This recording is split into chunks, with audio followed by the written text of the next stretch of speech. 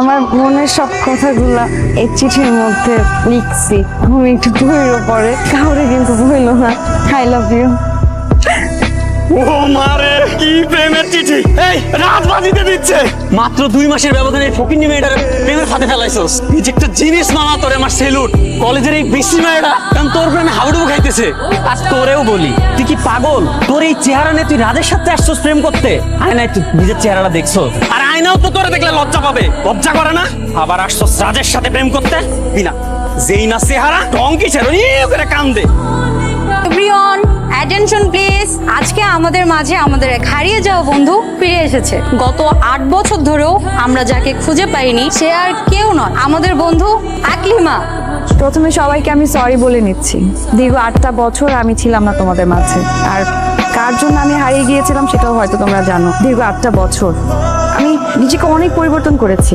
এখন তো দেখতেই পাচ্ছ, নিজেকে এতটাই পরিবর্তন করেছি যে আমার নামটা পর্যন্ত আমি চেঞ্জ করে ফেলেছি। আকলিমা থেকে এখন আমি মেঘা। সবাই আমাকে মেঘা নামে চিনে। এখন আর কেউ না আমাকে ডেকে বলে না যে এই তুই পিচ্ছি, তুই কুচ্ছি, তুই সর। এখন সবাই আমাকে বলে দেখ দেখ মেয়েটা খুব সুন্দর। কিন্তু একটা কথা কি তোমরা জানো, আমি এখনো তোমাদের সে আগে আকলিমায় আছি। সবাই পার্টিটা এনজয় করো। Thank you. দোস্ত, তুই মনে এত কষ্ট নিয়ে চলে গেছিস, আর একটা দিন যদি তুই থাকতিস তাহলে তুই কখনোই চলে যেতি না। কেন? রাজ তোকে সত্যি সত্যি অনেক ভালোবাসত। তুই যাবার পরে এই আকলিমা কই? আকলিমা আজকে আসেনি। তুমি ওকে কালকে যে পরিমাণে অপমান করছো, ক্লাসে আসার কোনো পরিবেশ রাখছো?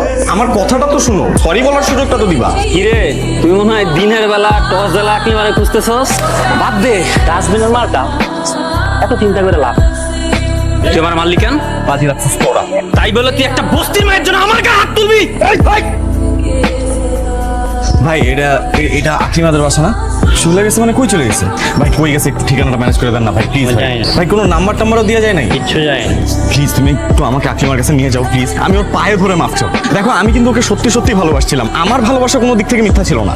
আমি বাজি ধরছিলাম। ওর সাথে মিশার পরে আমি সত্যি সত্যি ওর প্রেমে পড়ে গেছি। ভাইয়া আমি সত্যি জানি না আকলিমা কোথায়, আর আকলিমার সাথে আমার নিজেরও কোনো যোগাযোগ নেই।